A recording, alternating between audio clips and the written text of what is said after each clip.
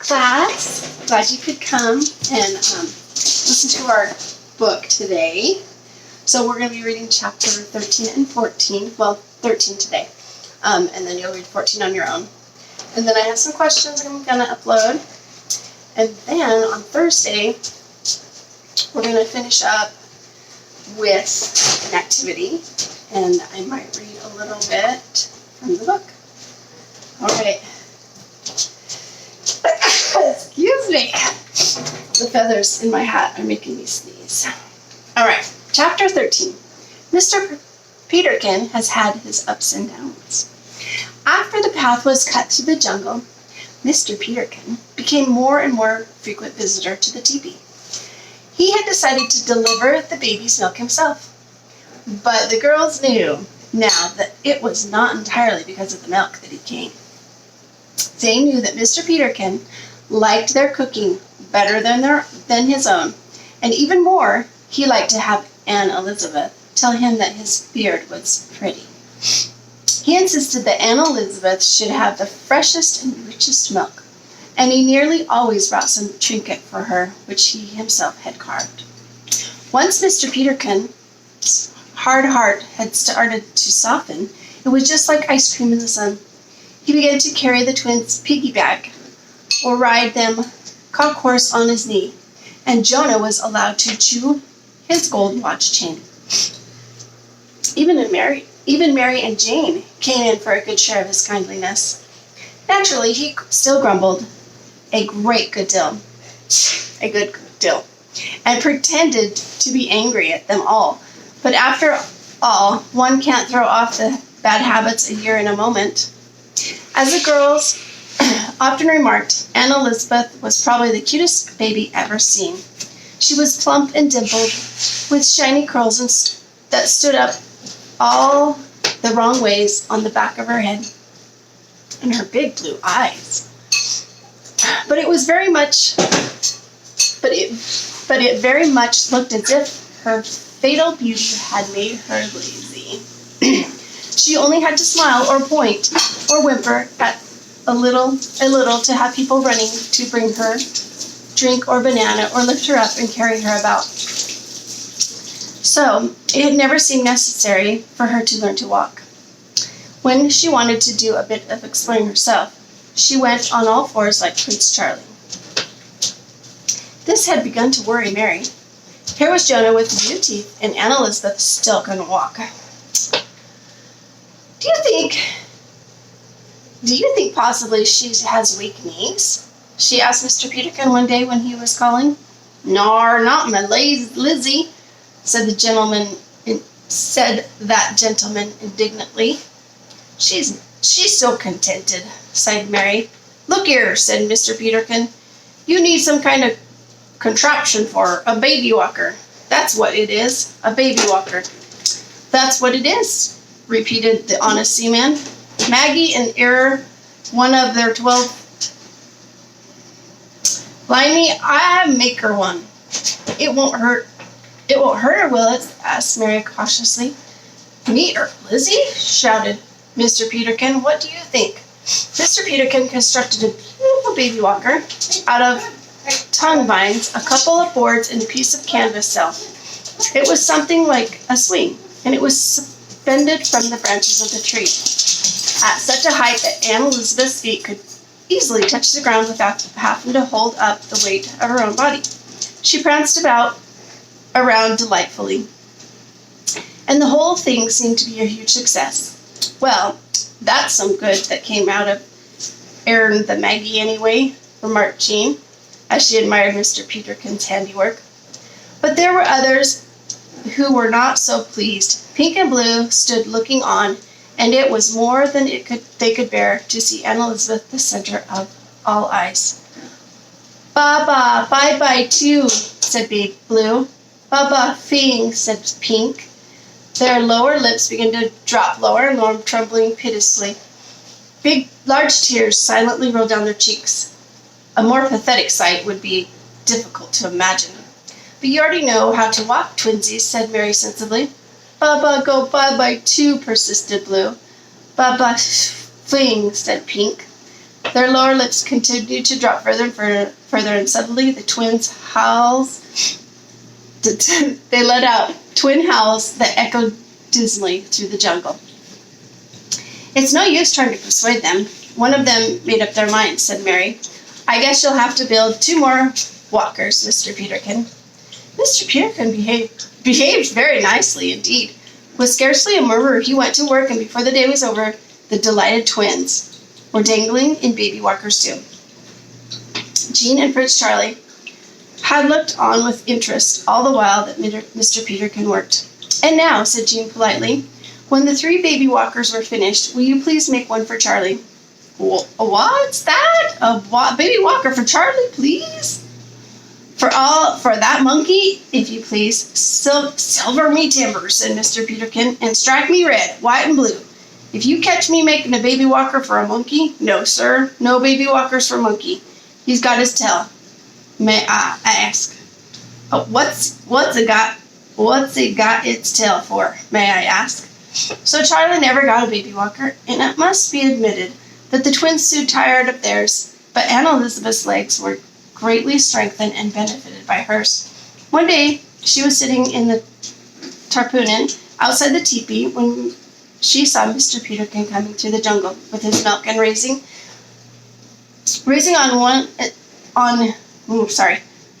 on unsteady legs. She took her very first steps to meet him. Mr. Peterkin thought that it was the smartest thing a baby had ever been known to do. After a while, even Mary got a little tired of hearing Mr. Peterkin tell about it.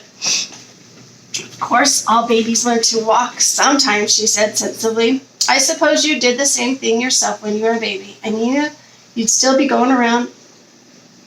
I suppose you did the same thing yourself when you were a baby, or you'd still be going around on all 4s. But look here, cried Mr. Peterkin. The little beggar walked to me. She did.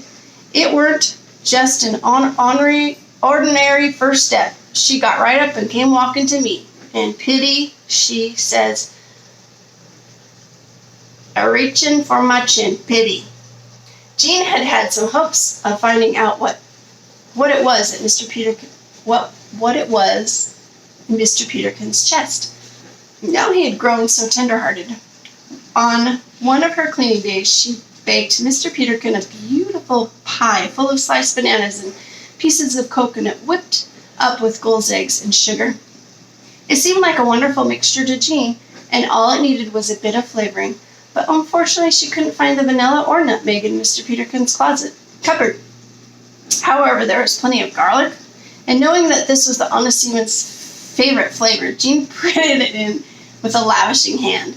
The pie came out of the oven, beautiful golden brown, and when Jean had set it before Mr. Peterkin at lunchtime, she felt this was the very moment to ask him about his chest. Ha! Said Mr. Peterkin, rubbing his hands together with delight, preparing to plunge his knife into the pie. Blow me down, if this ain't a tart. What a tart at that. Mr. Peterkin, said Jean hurriedly, sometime will you let me see what's in your chest? Really, I think I ought to clean it out for you. You know, moths might get in and rust it, may I? Well, now, little Jeanie, began Mr. Peterkin, admittedly raising his first forkful of pie to his lips. Yes, Jean said eagerly. But at the first bite of pie, Mr. Peterkin's eyes suddenly seemed to start from his head. He gave a loud, strange cough and started for the door. This was a very bad omen indeed. Jean sniffed at the pie, and it smelt strongly of garlic. But after all, if garlic was Mr. Peterkin's favorite flavor... No, roared Mr. Peterkin, don't you never look in the chest. Ow, don't you hear? And mind you, you fed that tart to the goats and gulls before I get back. Away went Mr. Peterkin to the jungle. Only one thing was clear to Jean. There was something about the combination of banana, coconut sugar, and garlic that brought out the worst in the reformed man. That was the second no he had out for Mr. Peterkin. Oh, that was the second no. She'd had out for Mr. Peterkin, and it proved to Jean that the battle wasn't entirely won yet. She looked wistfully at the brass-bound chest and wondered if it were lost forever. It was about this time that Mary consulted her calendar one day that she saw that it was Christmas approaching. We haven't any place to hang our stockings, said Jean. Oh, we can fix that up something. We must have a real Christmas for the baby's sake. It would be awful if they grew up not knowing about Christmas. And we can make her presents for them too, said Mary. Let's give Mr. Peterkin and Halfred's presents. Why, of course, said Mary. What do you think? After the teepee buzzed with mystery and excitement. After that, the teepee buzzed with mystery and excitement. The girls were busy making presents out of clam and coconut shells, palm leaves, moss, clay, and sticks. Anything they could find which gave them an idea for a gift. What's this? What's this? Inquired Mr. Peterkin, arriving one day with his milk while they were still in the midst of their preparation. Oh, Mr. Peterkin, it's for Christmas, said Mary and Jean. Said Mary. And Jean sang, we live on an island and it's not on an isthmus, but we have Christmas and Christmas and Christmas. Christmas, Mr. Peterkin, blow me down. I'd forgotten there was such. He kept saying it over. Christmas, strike me pink. And before he had left the day, he had invited them all to his house to hang their stockings over his stoves and eat Christmas dinner from the table. But no garlic in my pudding, he warned. Jean blushed, but naturally Mary paid no attention to such a silly remark. I'm so glad, she said. I want the babies to get used to things as they are at home, and Christmas in the tent is just rather odd. Thank you, Mr. Peterkin. Don't mention it, miss, said Mr. Peterkin, and Jean added sensibly, Christmas is nice anywhere, Mary. Okay. So what did you think of that chapter? What do you think of Mr. Peterkin's temper? Do you know anybody that has a temper like that? The slightest little thing can set him off, and the slightest little thing can melt his heart. So they're working on his heart. Did you ever watch The Grinch? And all the experiences in the Grinch's life when he was young, being teased and hated, caused his heart to harden. But one little girl was able to soften his heart when he learned what the true spirit of Christmas was. So this is kind of cool. They're preparing for Christmas, and these guys are helping Mr. Peterkin soften his heart. Can you think of some things that maybe happen in your life that maybe caused your heart to be hardened a little bit? Maybe you're holding a grudge towards somebody that they did something. Maybe there's just some bad feelings towards somebody and you don't even know why. So talk to somebody about those feelings. It's good to talk and share those feelings with people because it helps bring them out. And that's probably one of the best ways to soften your heart. Do you want me to read chapter 14? Because I can. Okay, I'm going to read chapter 14. That one wasn't very long. I don't think this one was long too. This is Lost in the Storm.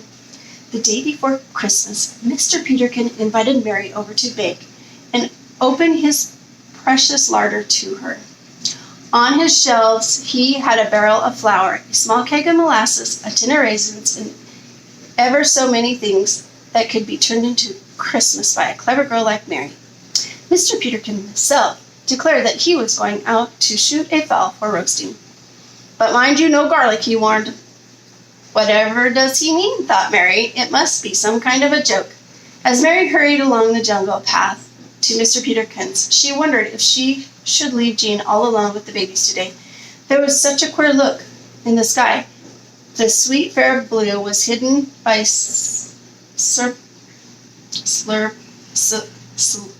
can't say that word. Sulfur. Oh my goodness.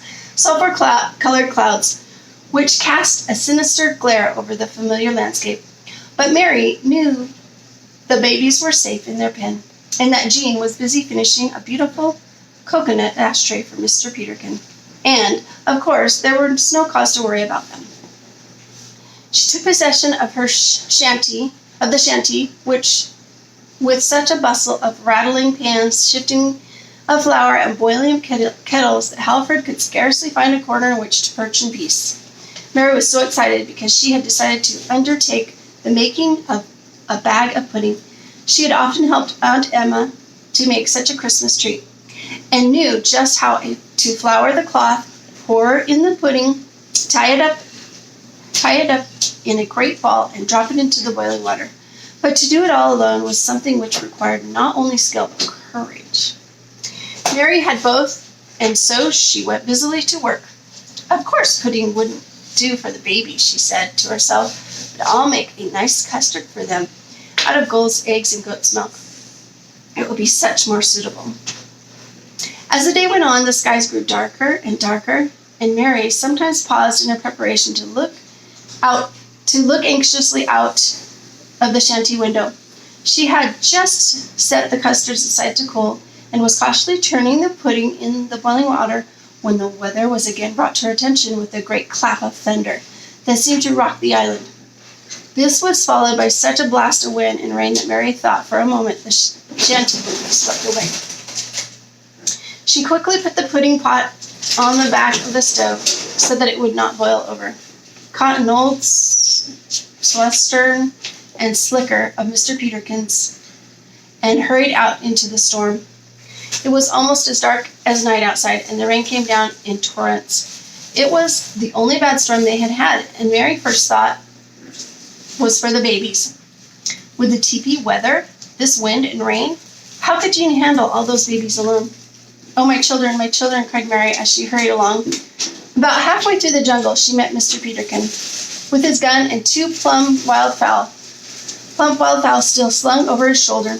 He came crashing through the underbush. Where's my Lizzie? He cried wildly. At the teepee, shouted Mary, run! They ran, and above the crashing of the storm and the rattling of the palm leaves, they could hear the roar of the waterfall that came down near the teepee. Its unusual pleasant gurgle had grown suddenly loud and menacing. As they came in sight of the teepee, they saw that the stream had already risen high enough to reach the teepee door, and that swirling away some of their shells and coconut dishes. Jean! Cried Mary. Jean! The pitiful crying was her only answer, and running to the pen, she found Aunt Elizabeth and Pink, dripping wet, clinging to the sides of it. Both Jean, Jonah, Blue, and Prince Charlie were nowhere to be found. Mr. Peterkin grabbed the two babies under his arm, and just in time, too, the water had already risen inside the pen. Then he and Mary saved what they could from the furnishings of the teepee and took them to higher ground before the rising torrent swept the teepee away. Oh, cried Mary, oh. It was all she could think of to say as she stood with white face and clasped hands, watching the mass of canvas and bamboo which had been the teepee rushing away to sea. I say, you'll get your feet wet, Mary, roared Mr. Peterkin, pulling Mary back from the rising stream. Jean! Cried Mary. But her voice was lost in the noise of the storm and stream of the lashing trees.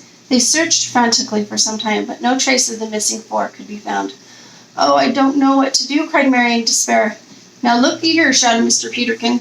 You and them babies are going to catch pneumonia like that. You go to my shanty and get warm and dry and put those babies in my bed, and I'll go look for the others. It seemed the best thing to do, and so Mary obeyed. When Pink and Aunt Elizabeth were warm, dry, and asleep, in Mr. Peterkin's bed, she put on a southern western again. Halfred, she said to the parrot, I've got to go look for Jean. You mind the babies now, will you? Well, bless my soul and body, said Halfred in surprise. But he moved from his perch on the phonograph and took up a watchful position on the back of the chair near the bed. Good Halfred, said Mary. It's a hard time for all of us. And out she went again in the storm, calling, Jean, where are you? Pause.